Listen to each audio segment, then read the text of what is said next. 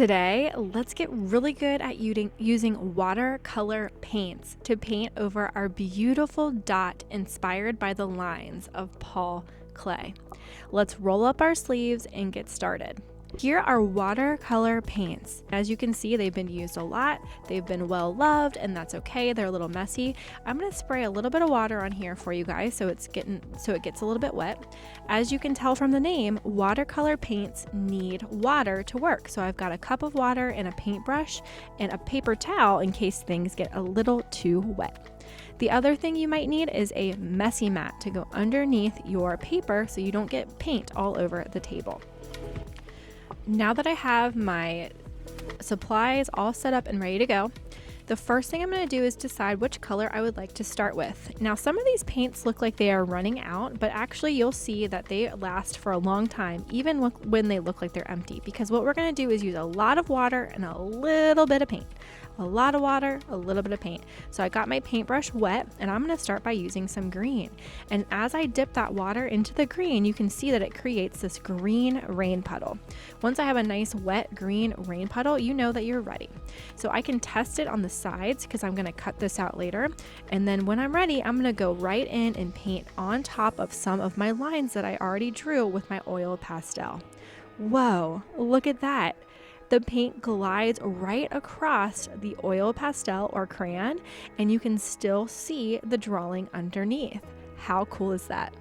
The reason this works is because water and oil don't like each other. So the water pushes itself away from that oil. So I can go ahead and keep going. I'm going to clean out my brush by tickling the bottom of the water cup, and then I can dry it off on the paper towel if I need to. But I'm going to use my wet paintbrush now that there's no more green on it and get my yellow paint ready to go. So I need to make sure I have enough water, that I have a little yellow rain puddle, and make sure that you clean out your brush really good so that you don't mess up the colors for other people.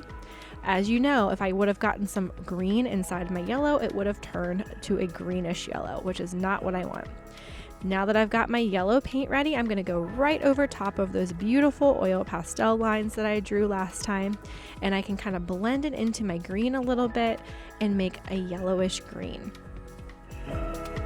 Go ahead and keep going in for more. You can always dip back into your paint with the same color, but once you want to dip into another color, you need to clean off the paintbrush on the bottom of the water cup first.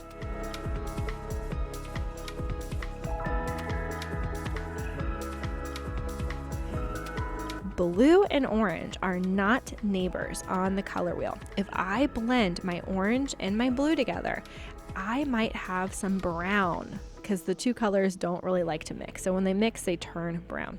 So if I want to put blue next to my orange, I am not going to mix the two colors together. All right, notice how that blue goes around all of those lines that I drew so beautifully. If the color is way too dark, you can add a little bit more water, or vice versa. If it's way too light, you want to maybe go back in and not add any more water and let it kind of get a little bit darker on its own. And remember, you can test around the outside as much as you need to, since we know we're going to cut this out when we're finished.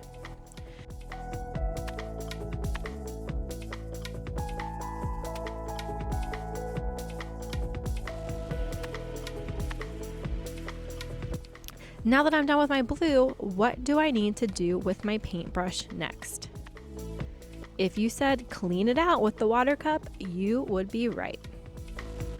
Let's go ahead and go all the way around the entire dot with all of the different colors I would like to use. Remember, don't just mix all the colors together because that will also create just a brown circle. You want to have lots of different bright colors that stand out all on their own. So once you paint one area, stop and move on to the area next to it.